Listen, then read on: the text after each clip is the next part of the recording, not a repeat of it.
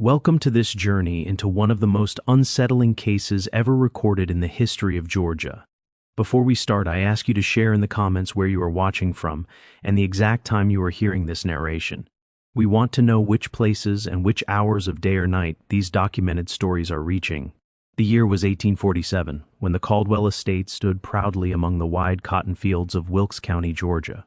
The plantation house, with its tall white columns and wraparound porch, was seen as the crown jewel of the region, sitting on a gentle rise overlooking nearly 800 acres of land. The Caldwell name held great power in local social circles, not only because of their wealth, but also because of the twin daughters who had become the subject of quiet whispers across the county. Elizabeth and Catherine Caldwell, identical in every feature down to a small birthmark above their right eyebrows, had turned 22 that spring, well past the age when most young women of their standing were already married with children of their own. What very few people outside the plantation knew was that behind the carefully kept image of Southern refinement, a chain of events had already begun that would slowly tear apart the Caldwell legacy. According to county documents uncovered during a courthouse renovation in 1952, the twins' mother died while giving birth, leaving their father, Thomas Caldwell, to raise them alone. Thomas never remarried and instead devoted his life to his daughters and to expanding his cotton empire. The first sign that something was wrong at the Caldwell plantation appeared in a letter written by the family's longtime housekeeper, Margaret Sullivan, to her sister in Savannah. The letter, dated April 8, 1847, mentioned that the young missus had begun spending unusual amounts of time in the quarters, something the master seemed oddly unconcerned about. This letter would later be found hidden inside a family Bible, preserved between its pages for more than 100 years. The quarters Margaret referred to were the slave quarters, a group of small wooden buildings located about half a mile from the main house, just beyond a line of oak trees that kept them out of sight. The Caldwell plantation held around 70 enslaved people, fewer than many nearby estates, but enough to work the fields and maintain the household. Among them were two men who would become central to the disturbing events that followed. Plantation records kept in the Georgia Historical Society archives list them simply as Samuel and Elijah, both purchased in 1842 from a South Carolina plantation that had collapsed financially. What made Samuel and Elijah different, according to accounts gathered decades later by local historian William Hartwell, was their education. Both men had been taught to read and write by the children of their former owner, a dangerous skill they carefully hid after arriving at the Caldwell plantation. That secrecy eventually failed when Catherine Caldwell discovered Samuel reading a discarded newspaper in the stables late one evening in the fall of 1846. Rather than reporting this forbidden act, Catherine, according to her personal diary found in 1964 during the demolition of the old plantation house, began meeting Samuel in secret. The diary entries grow increasingly unclear during this period, filled with references to signs and shared meaning. At the same time, estate records show Samuel being moved from field labor to work in the stables, a role that placed him closer to the main house. What written records do not explain but local oral history suggests is that Elizabeth had formed a similar bond with Elijah, who worked mainly in maintaining the plantation's large gardens. The balance of these relationships, twin sisters forming forbidden attachments with two enslaved men, created a disturbing symmetry later described by one local newspaper as a strange mirroring of forbidden love. The winter of 1846 into 1847 was unusually severe in Georgia. Freezing temperatures damaged stored cotton and increased the sense of isolation as roads became hard to travel. It was during these cold, lonely months that the relationship seemed to have deepened. A letter from Thomas Caldwell to his brother in Charleston, dated January 23, 1847, mentions his worry over a strange sadness that has come over Elizabeth, while Catherine appears almost feverishly energetic.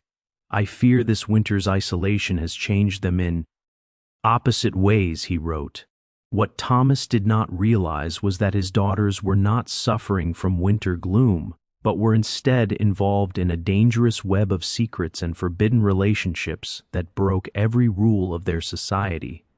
Discovery would have been devastating, not only for the enslaved men who faced torture or death, but also for the Caldwell name, which would have been permanently ruined.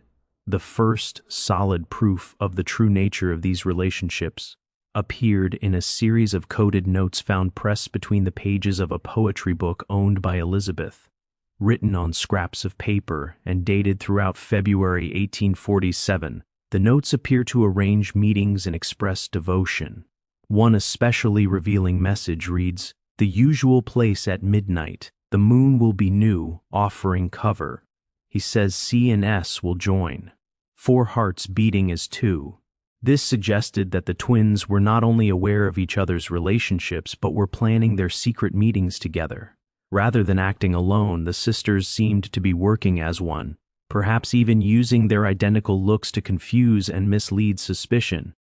The turning point came on March 15, 1847, when Thomas Caldwell announced at dinner that he had arranged marriages for both daughters to the sons of influential plantation owners in nearby counties. According to Catherine's diary, she received the news calmly, writing that beneath my smile, my heart turned to stone. Elizabeth's reaction was not recorded, but later events strongly suggest she shared her sister's resistance. 3 days later, in the early hours of March 18th, something occurred that would permanently alter the Caldwell family's history. The plantation overseer, James Whitaker, was awakened by what he later described in a deposition as a disturbance unlike anything he had ever heard. Investigating, he found that a small fire had been set in one of the storage buildings near the slave quarters. The fire was quickly controlled and caused little damage, but the confusion revealed a far greater problem. Samuel, Elijah, and the Caldwell twins were gone. A search began immediately, with nearby plantations alerted and search parties sent along every road and trail leading away from the estate. Whitaker's journal records the first assumption, that the enslaved men had escaped and, in an act of shocking boldness, had taken the Caldwell daughters with them. A large reward was offered, and the situation quickly grew into one of the largest manhunts the county had ever seen. Thomas Caldwell, according to witnesses, became consumed by the search, barely eating or sleeping as days passed. What the searchers did not know, and what would not come to light until years later, was that the fire had been deliberately set by Elizabeth to create a distraction. This fact emerged in 1868 when a former house servant named Ruth gave testimony to a northern journalist collecting stories of the antebellum South. Ruth stated that Elizabeth had confided in her just hours before the fire, instructing her to remain silent. The search went on for weeks, spreading into neighboring counties and even across state lines. During this time, Thomas Caldwell's health collapsed. Plantation records show that by April, he was confined to his bed, attended only by his longtime servant and a doctor from Augusta who was summoned twice. Then, on May 847, a letter arrived at the Caldwell plantation. The contents of this letter were never fully recorded, but its impact was immediate. After reading it, Thomas suffered what his physician described as a violent fit of rage, followed by a collapse from which he never recovered. He died 3 days later, with the cause listed as apoplexy, a common term at the time for what we now call a stroke. After Thomas's death, control of the plantation passed to his brother, Edward Caldwell, who traveled from Charleston to take charge. During Edward's careful review of his brother's affairs, a shocking discovery was made in Thomas's private study. There, in a small wooden box, were what appeared to be marriage certificates. The documents, roughly written but bearing signatures, claimed to record the marriage of Elizabeth Caldwell to Elijah and Catherine Caldwell to Samuel on the night of March 17, 1847. Alongside them was a letter believed to be written by Catherine. In it, she explained that the twins had fallen in love with the two men and, knowing their father would never allow it, had planned their escape together. The letter described months of secret preparation, saving small items and planning a journey north to states where they might live, if not openly, then at least without the constant fear of capture and separation. Most disturbing to Edward was the realization that his nieces had not been taken by force. They had gone willingly, choosing to abandon wealth, family name, and social standing for what Catherine called the only true happiness they had ever known. The letter ended with a plea for their father's understanding and forgiveness, though the sisters knew this was unlikely. After speaking with lawyers and family allies, Edward made a choice that would shape how the story was remembered. He hid the truth. The certificates and letter were sealed back into the box and put away. Publicly, Edward upheld the story that the twins had been abducted, possibly killed by escaped slaves. The search continued, now aimed at recovering bodies rather than finding survivors. This version of events remained official for nearly 20 years. Everything changed in 1865. After the Civil War and emancipation, a woman arrived at what remained of the Caldwell Plantation, now greatly reduced and struggling in the new economy. She identified herself as Margaret Johnson. Her resemblance to the long-missing Caldwell twins was impossible to ignore. She requested a private meeting with Edward Caldwell, who still lived on the property in reduced circumstances. According to staff present that day, the meeting lasted several hours, with raised voices sometimes heard through the closed study doors. When Margaret Johnson left, Edward emerged shaken and silent. He spoke to no one about what had been said, but soon began selling off what remained of the estate. Within 6 months the plantation was sold, and Edward returned to Charleston, where he lived quietly until his death in 1871. The truth of that meeting remained unknown until 1958, when Edward's granddaughter donated a collection of letters to the Georgia Historical Society. Among them was a detailed account Edward had written to his wife the day after the meeting. According to this letter, Margaret Johnson was Catherine Caldwell, now using the surname of her husband, Samuel, who had taken the name Samuel Joe Ensign after their escape. Catherine revealed that she, Elizabeth, Elijah, and Samuel had reached Philadelphia, where they were helped by a community of free black citizens and abolitionists to build new lives.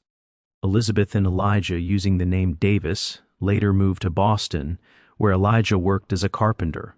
Samuel, skilled with horses, opened a small but successful livery stable, while Catherine worked as a seamstress.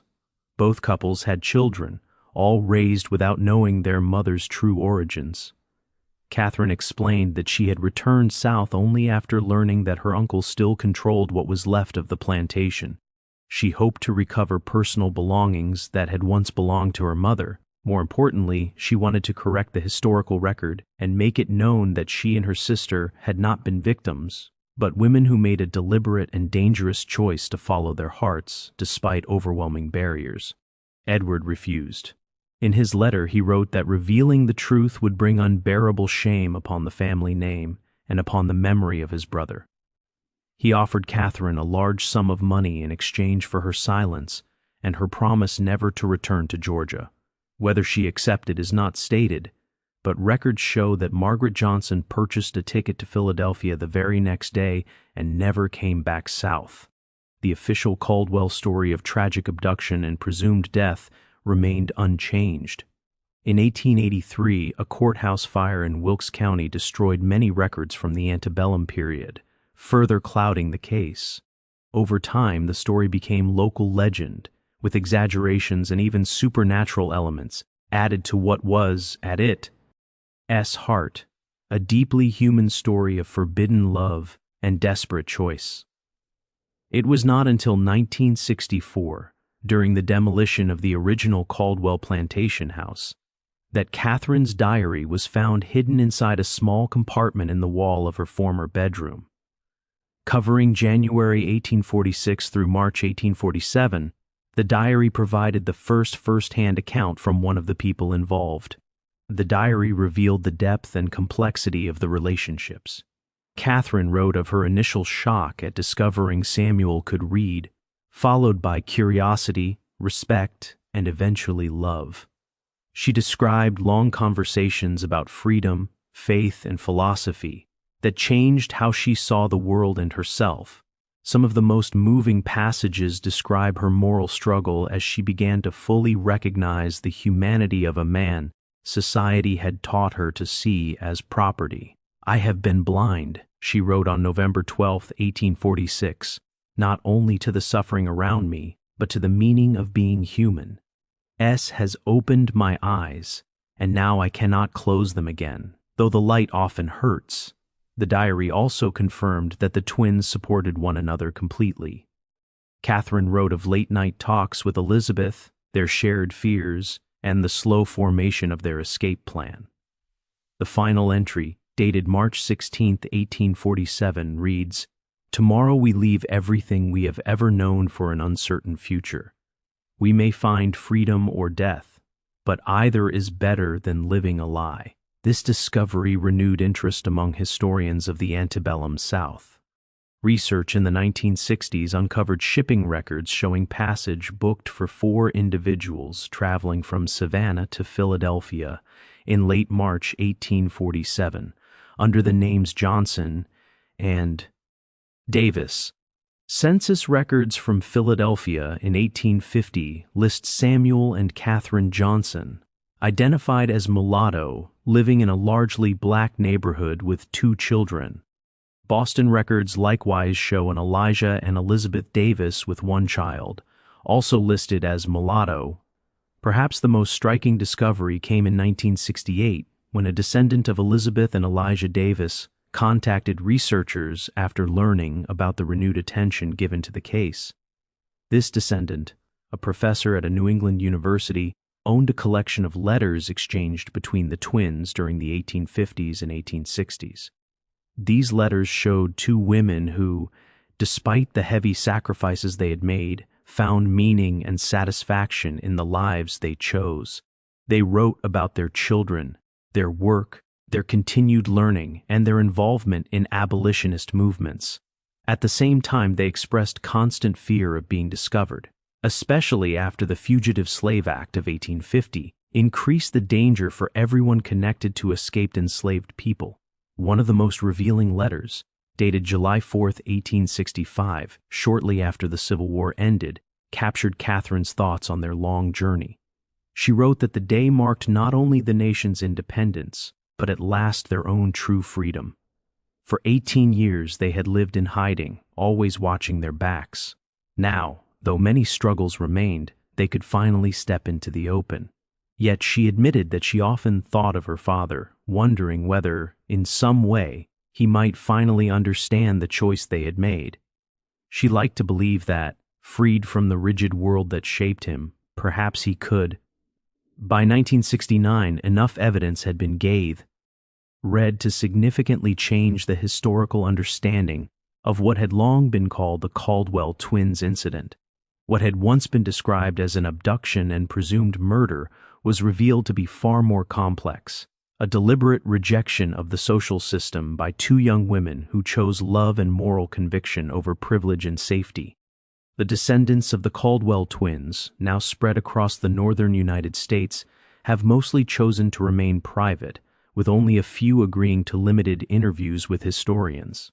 These interviews, mainly conducted in the 1970s, revealed families raised on carefully edited versions of their past. Most were told that their great-grandmothers were Northern women who had married men of mixed racial background. The full truth that these women were daughters of a Georgia plantation owner who fell in love with enslaved men, staged their own disappearance, and fled north to build new lives was often hidden until adulthood, if it was revealed at all. Some descendants spoke with pride about their ancestors' courage, while others struggled with the moral complexity of a family history tied to both slave ownership and resistance to slavery. The former Caldwell plantation has since been divided and developed, with little left to show where these events took place. A small historical marker placed in 1972 at the nearest intersection to the old main house briefly mentions the Caldwell family plantation, but says nothing about the twins or their extraordinary story. Over time, local attitudes have shifted, from early shock and denial to a deeper recognition of the case as a rare, documented example of white Southern women actively rejecting and escaping the slave society they were raised in. Academic interest has continued to grow, especially among scholars studying resistance to slavery and interracial relationships in the antebellum South. What makes the Caldwell twins story so powerful is how it challenges simple versions of Southern history. It shows the possibility of moral awakening even among those who benefited most from the system, and it demonstrates how personal bonds could sometimes cross rigid lines of race and status, while also reminding us how rare and dangerous such acts were. In her diary, Catherine wrote, "We did not choose to be born into this world of masters and slaves, but we can choose whether to accept it." In making that choice, the Caldwell twins left behind a legacy that still resonates, a reminder that even in the darkest chapters of history, people can find the courage to follow their conscience, no matter the cost. Perhaps the most haunting part of the story is the silence that followed, how completely the truth was hidden and how carefully the narrative was controlled by those who stayed behind. It reminds us how many similar stories may have been lost, leaving us to wonder how many acts of resistance, both large and small, were never recorded or remembered. In the end, what we know about Elizabeth and Catherine Caldwell, and about Samuel and Elijah, comes only in fragments. Diary pages and letters, official records that tell us when they were born, but not how they truly lived. Census entries that confirm their existence but reveal nothing of their dreams. We are left to imagine the courage it took to step into the night, leaving behind everything familiar for the hope of something true. The plantation house where they grew up is gone. The fields where Samuel and Elijah labored have been reshaped by time and development. All that remains is the story itself, preserved not in monuments, but in archives and family memories, a quiet whisper from the past that still asks difficult questions of the present. As for the small wooden box containing the rough marriage certificates, the physical proof of that forbidden promise made on a March night in 1847, its location is still unknown. Some historians believe Edward Caldwell destroyed it before his death, unable to face what it represented. Others believe it may still exist, hidden away in some forgotten collection waiting to be found again, much like the truth it held. The search for that truth continues, not only for historians, but for anyone trying to understand the complexity of our shared past. In that search, the Caldwell twins story stands as a reminder that history is not only about laws, wars, and famous men, but also about individual hearts and minds, and about small acts of courage that sometimes change everything. In 1966, another remarkable document surfaced during an estate sale in Philadelphia. A small leather-bound journal, damaged by water but still readable, was found hidden in a false-bottom drawer of an antique writing desk. The journal belonged to Samuel Johnson, once known as Samuel of the Caldwell Plantation, and contained entries from 1848 to 1859. This was the first written account from one of the formerly enslaved men involved in the escape. Samuel's journal revealed details of the plan that were previously unknown.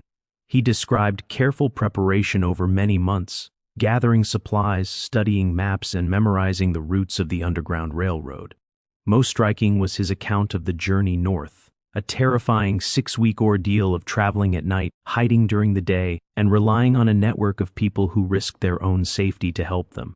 One entry dated April 2, 1847, described a moment when everything nearly fell apart. He wrote that a patrol stopped the wagon carrying them, hidden beneath sacks of grain.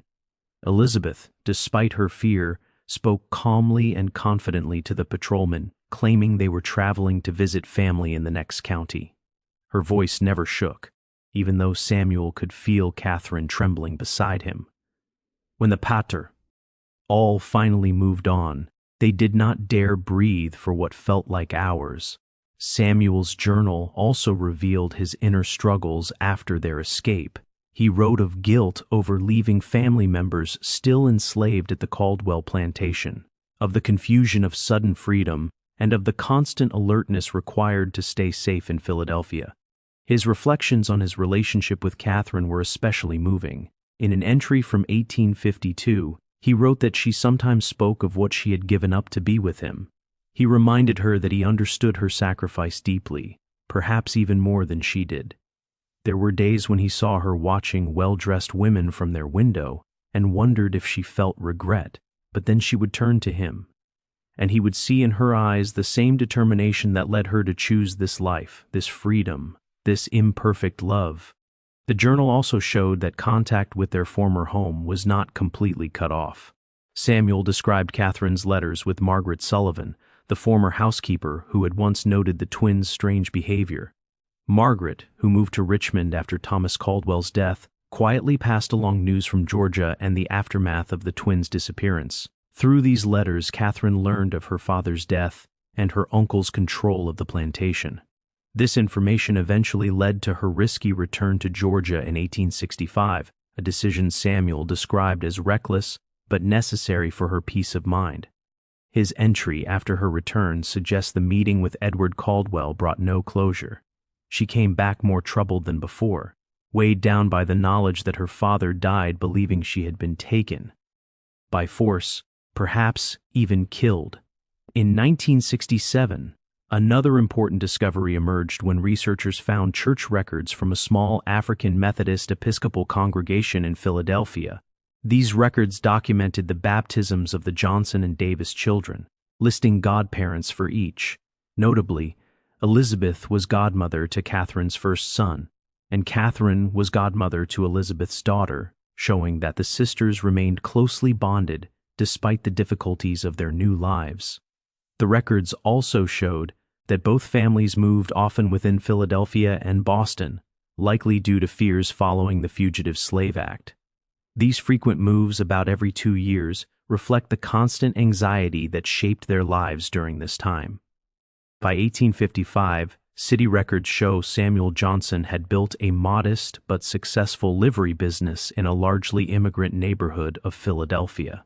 The business earned enough to allow the family to buy a small home, an extraordinary achievement given their arrival only 8 years earlier. Elijah and Elizabeth had moved from Boston to a small farming town in western Massachusetts by 1854. Local records show Elijah working as a carpenter and cabinet maker, while Elizabeth earned money teaching children to read and do basic math.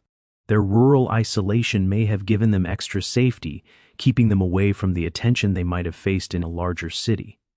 Another intriguing discovery came in 1968 when a researcher studying abolitionist records identified Catherine Johnson and Elizabeth Davis as contributors to several anti-slavery publications. Writing under false names, the sisters published anonymous letters describing the moral damage caused by slavery from the viewpoint of those raised within it. These letters, printed in the Liberator and similar newspapers between 1852 and 1858, never revealed their identities, but spoke powerfully about how slavery harmed not only the enslaved but also the enslavers. In one letter believed to be written by Elizabeth, slavery was described as a poison that corrupted the soul of the master just as surely as it broke the body of the enslaved, destroying true human connection across lines created by the system itself. The Civil War brought both fear and hope for the families. Samuel's journal entries from 1861 to 1865 described financial support for the Union, community meetings to share war news, and deep anxiety over what a Confederate victory might mean for free black people in the North. One powerful entry from January 1863, after the Emancipation Proclamation, reads that this day marked the beginning of what they had dreamed of for so long. Though the proclamation's immediate effects were limited, its moral meaning was immense. For the first time, the nation officially declared that no person had the right to own another. Samuel wrote that he and Elizabeth marked the day quietly, unable to fully express what it meant to those who had lived on both sides of that divide. After the war, life became more secure as slavery was legally abolished, but records suggest the family still lived cautiously, never fully sharing their pasts even as the risk of re-enslavement faded. In 1873, tragedy struck when Samuel died suddenly of pneumonia at about 50 years old. His death certificate lists him simply as a business owner, identified as colored, with no hint of his extraordinary journey. Catherine never remarried. Records show she continued running the livery business with her eldest son until 1881, when she sold it and moved to live with her daughter in upstate New York. She died there in 1890 at around 65. Elizabeth lived nearly 10 years longer, dying in 1900 on her Massachusetts farm, surrounded by children and grandchildren. Family letters say that in her later years, she sometimes spoke of her youth in Georgia, though always carefully edited to leave out the most dangerous truths. One of the most meaningful documents from this research is a letter Elizabeth wrote to her granddaughter on the girl's 18th birthday in 1895. Preserved by the family and later donated to the Massachusetts Historical Society, the letter offered advice shaped by Elizabeth's life, though without revealing its full story. She wrote that courage is not the absence of fear, but the decision to act despite it. She warned that there would be moments when one must choose between what is expected and what is right, between comfort and truth. In those moments, she said, the hardest choice often leads to the greatest freedom, and no luxury is worth the cost of a compromised soul. The historical record remains incomplete in many ways. No photographs of the sisters have ever been found, though a daguerreotype believed to show Samuel and Catherine's oldest son, taken in Philadelphia around 1870, exists in the Georgia Historical Society. The young man closely resembles descriptions of Thomas Caldwell, a visible echo of the tangled family history. In 1969, archaeological work at the former plantation site uncovered the foundations of the slave quarters and several artifacts, including a small carved wooden bird that Catherine mentioned in her diary as a gift from Samuel. This object now sits in a museum collection, a quiet witness to a love that crossed the boundaries of its time. The Caldwell twins' story has inspired academic papers, historical novels, and even a stage play, yet it remains largely unknown outside scholarly circles. Perhaps this is because it disrupts simple narratives of the antebellum South, challenging both romantic myths of plantation life and easy moral divisions between North and South. Its importance lies not just in interracial relationships, which were more common than often admitted but usually involved white men and enslaved women under coercive conditions. What makes this case unique is the clear documentation of white Southern women who not only loved enslaved men, but acted on that love by rejecting privilege and fleeing with them. In a 1968 oral history interview, a great-granddaughter of Elizabeth and Elijah reflected on this legacy. She said that when she thought about what they risked, not just comfort, but their lives, it humbled her.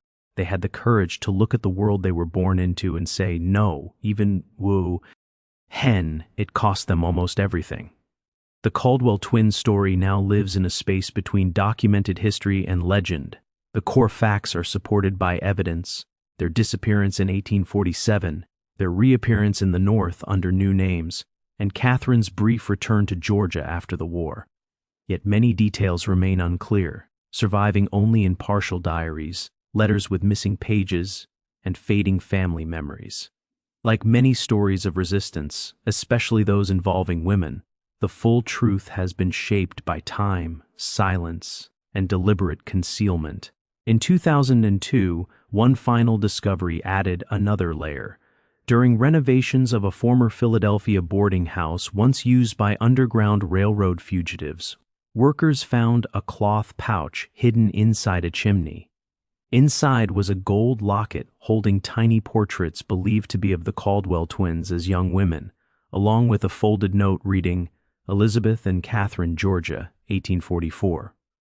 Experts believe Catherine may have hidden the locket before her return to Georgia in 1865 as protection in case she did not come back. If so, it reflects her awareness of the danger she still faced even after slavery ended. The portraits show two young women dressed as privileged Southern belles, their faces giving no hint of the extraordinary choices they would soon make. Today, descendants of the Caldwell twins, Samuel and Elijah, live across the United States, many unaware of their connection to this story. Those who do know often speak of its complex meaning, pride in moral courage mixed with the reality that the twins were both beneficiaries of and rebels against a deeply unjust system. The land that once held the plantation is now filled with suburban homes. The small, weathered marker nearby offers no sign of the human drama that unfolded there. Perhaps that invisibility is fitting. At its heart, this story is about unseen connections between people, quiet acts of rebellion, and the courage to imagine a different life. In her final diary entry before escaping, Catherine wrote that stepping into uncertainty was better than living a lie built on the suffering of others.